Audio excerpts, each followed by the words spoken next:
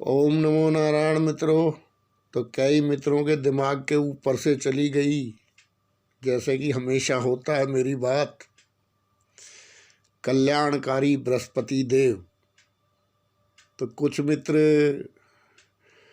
बृहस्पति के बुरे प्रभाव बखान करने लगे मुझे। खैर, जितनी बुद्धि होगी उतनी बात है। शायद आपको आज के बाद बृहस्पति देव समझ में आ जाएं। तो एक प्रसंग आपको सुनाता हूँ। ये गुरुकुल का प्रसंग है और वहाँ के आचार्य हैं धौम्य ऋषि। तो धौम्य ऋषि के गुरुकुल में तो उनके 3 शिष्य, अरुणी, उपमन्यु और एक वेद नाम के 3 शिष्य थे उनके गुरुकुल में। तो जो उपमन्यु की कथा है ये, तो वो उनको गायों की सेवा का काम दिया था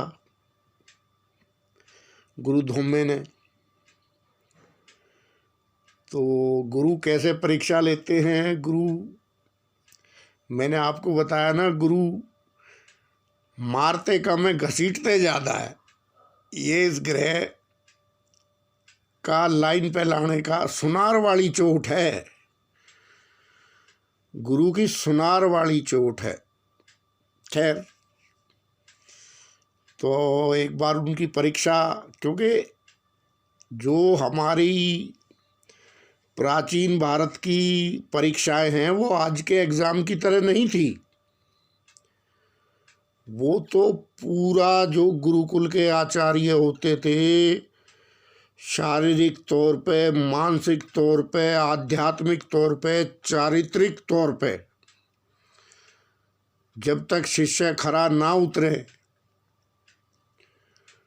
तब तक वो कोई डिग्री नहीं देते थे।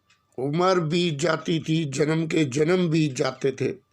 अब भी खैर, तो जब एक बार गुरु लोगों ने पूछा, बोले भाई उपमन्यु, तू इतना स्वास्थ्य और इतना प्रसन्न क्यों रहता है? इसका राज बता। बोले गुरुवर, आपका आशीर्वाद है, भिक्षा में जो मिल जाता है खा लेता हूँ, गौ माताओं के साथ आनंद लेता हूँ। तो गुरु बोले, अरे बच्चा, ये तो पाप है। तू भिक्षा लाके गुरु को अर्पण करना चाहिए तुझे। अभी बता, तू गुरु को अर्पण किए बिना भिक्षा और तू खुद खा रहा है। भिक्षा लाके गुरु को अर्पण कर। तो ठीक है महाराज। अगले दिन से वो भिक्षा जो है लाके गुरुजी को दे देता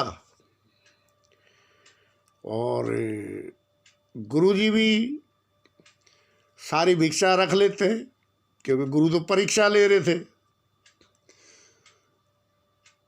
तो थोड़े दिन बाद देखते रहे, बोले अरे बच्चा, तू फिर इतना खुश, इतना प्रसन्न, इतना स्वस्थ है तू क्या बात है? इसका राज क्या है? तेरे को तो खाने को भी नहीं देता हूं मैं। बोला महाराज, बात ये है, आपने तो दिया नहीं, मैं दोबारा भिक्षा मांग लेता हूं। अरे बोले, महापाप। दोबारा भिक्षा करना तो पाप का भी महापाप है। दोबारा भिक्षा बिल्कुल नहीं करना। बोला ठीक है महाराज, दोबारा भिक्षा नहीं करेंगे। अब थोड़े दिन बाद चलता रहा, लेकिन शिष्य के ना सेहत में कोई कमी, ना उसकी प्रसन्नता में कोई कमी, वैसा ही फर्स्ट क्लास अपनी ड्यूटी पे अटल गुरु के लिए। तो फिर थोड़े दिन बाद गुरु लोगों ने पूछा, अरे बोले बच्चा क्या बात है, तू तो बड़ा हष्ट पुष्ट, बड़ा तगड़ा, क्या बात है, इतना प्रसन्न रहता है तू, तेरे को खाने को तो मिलता नहीं है, फिर इतना प्रसन्न कैसे? बोले महाराज खाने की क्या करना है, जो गाय ब्याह गई है उन गायों का दूध निकाल के पी लेता हूँ। अरे बोले बच्चा तू क्या कर रहा है, महापाप कर रहा है, वो तो उनके बच्चों का दूध है, और आश्रम की तू चोरी कर रहा है, ये तो महापाप है, दूध पीना बंद।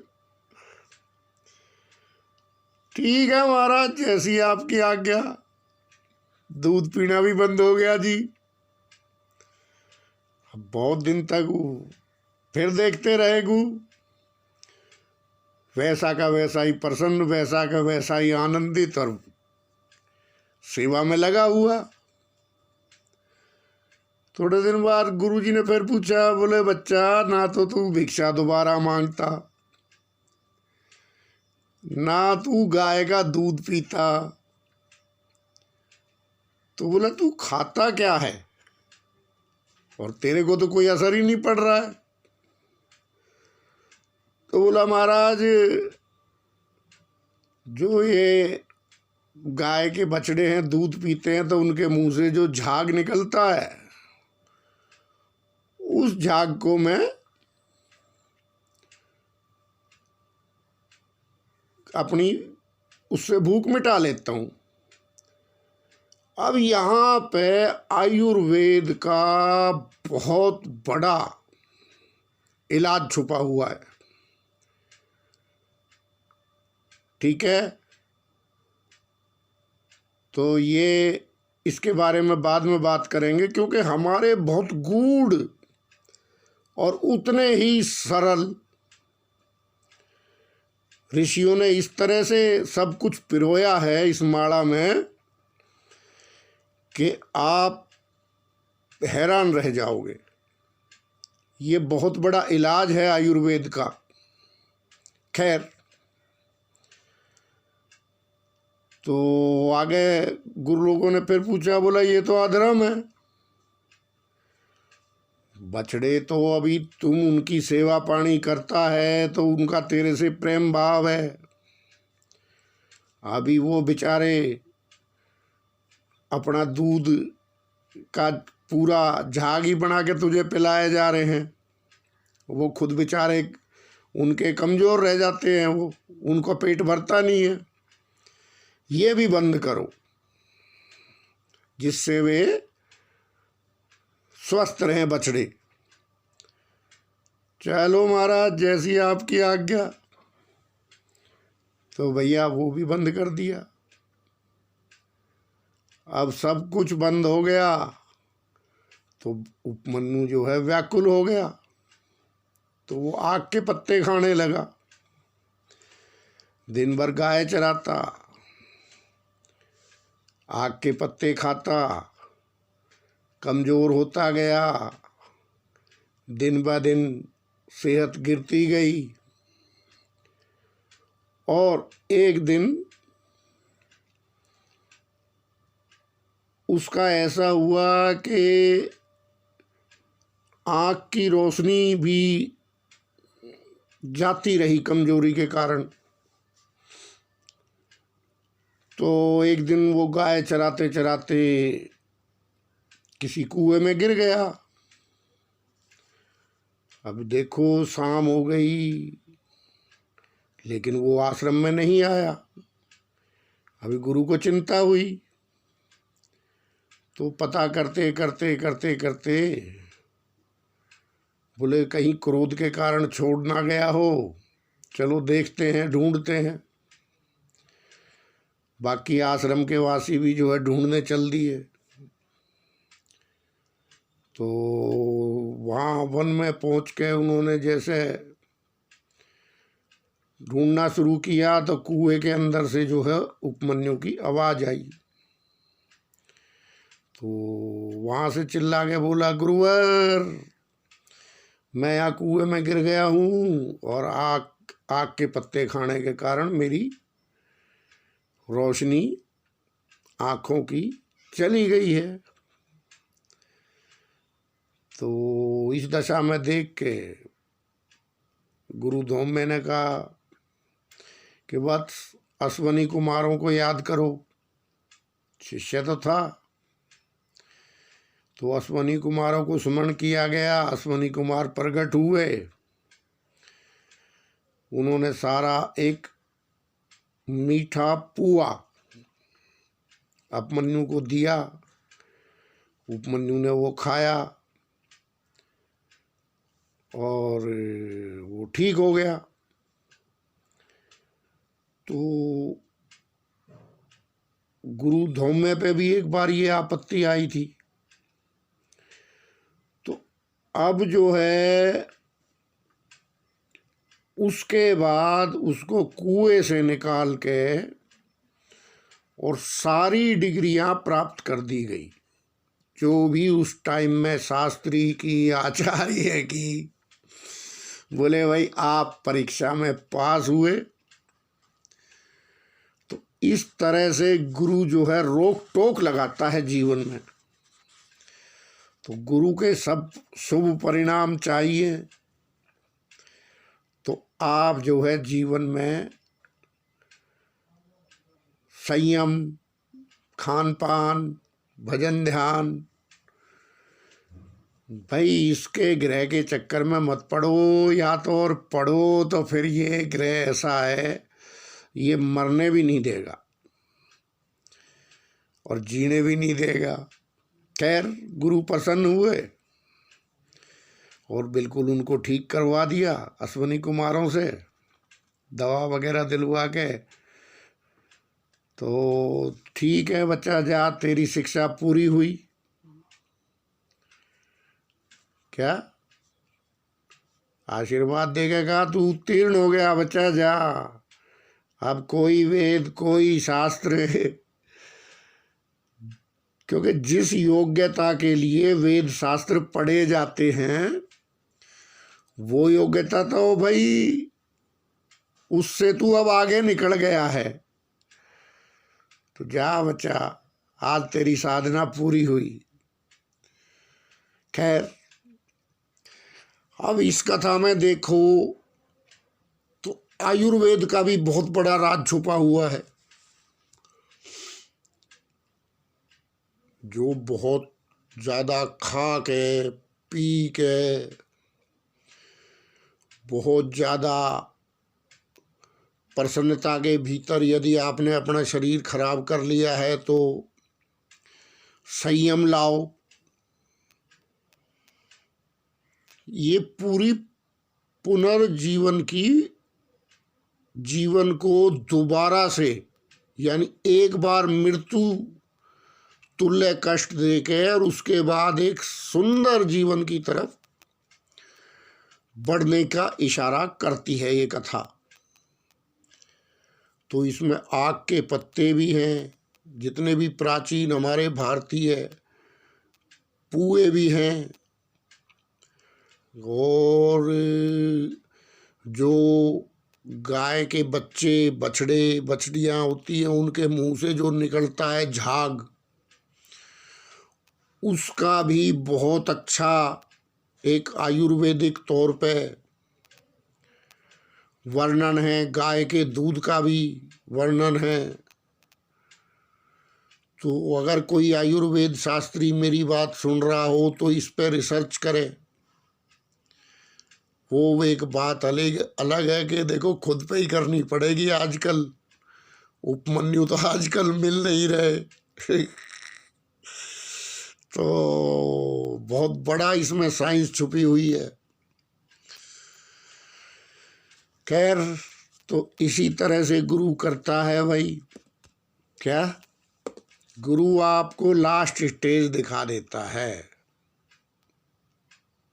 कि देख बच्चा, भोग विलास की ये प्रकाष्ठा है। इसी तरह चंद्रमा को दिखाई, देखो ना 15 दिन कैसा रहेगा, 15 दिन कैसा रहेगा। चंद्रमा भी शिष्य था। इसी तरह आप जितनी भी कथाएं सुनोगे, सब कथाओं में आपको एक राज, गहरा एक भेद, जो कि आपके दैहिक दैविक भौतिक ताप हैं, इनके प्रति आपको सुरक्षा प्रदान करने के लिए उसके अंदर पता नहीं कितने राज जो हैं वो छुपे हुए हैं। तो ऐसा नहीं है, ज्योतिष का आयुर्वेद से भी सीधा संबंध है, ज्योतिष का अध्यात्म से भी सीधा संबंध है, और ये संबंध आज के टाइम में ख़त्म कर दिया गया है, क्योंकि हम बहुत बड़े गणितज्ञ हो गए हैं और हम गणित में ज्योतिष ढूंढते हैं, जबकि ग्रह गुण स्वरूप एक अलग विद्या है। तो यदि आपके जन्म कुंडली में गुरु ने कुछ ऐसी रचना रच रखी हो, तो स्वयं को अपने को उसके अनुसार ढाल लो। जब आप ढाल लोगे तब आपको जीवन का आनंद आएगा। अब जैसे दास की स्वयं की कुंडली है, जब से होश संभाला है, कर्क लगन है, जब से होश संभाला है तब से कर्जदार रखा है गुरु ने क्योंकि चटेगा भी है ब्लड प्रेशर भी किया, लेकिन सब चीज पे विजय भी तो दिलवाई। रोग ऋण शत्रु सबका अनुभव करवाया। क्या कि देख बच्चा, असलियत ये है दुनियादारी की। तो भाग्य का भी स्वामी है, छठे का भी स्वामी है, वो बैठा भी परम उच्च स्थिति में लगन में है, तो मरने दिया नहीं, बाकी कोई कमी छोड़ी नहीं। तो आज आपको अनुभव बता रहा हूँ गुरु के। राहु की दशा में इतना पैसा था मेरे पास, सुख नहीं था। अब भी राहु की महादशा के जो, क्योंकि मेरा राहु थोड़ा सा गड़बड़ है, तो अब भी राहु महादशा के जो कर्म हैं वो जब मैं याद करता हूँ तो अपनी चप्पल उठा के 2-3 सर पे मारता हूँ। ये है गुरु ये इंसान को खुद अपने हाथ से ही पिटवाएगा कि ये क्या किया रे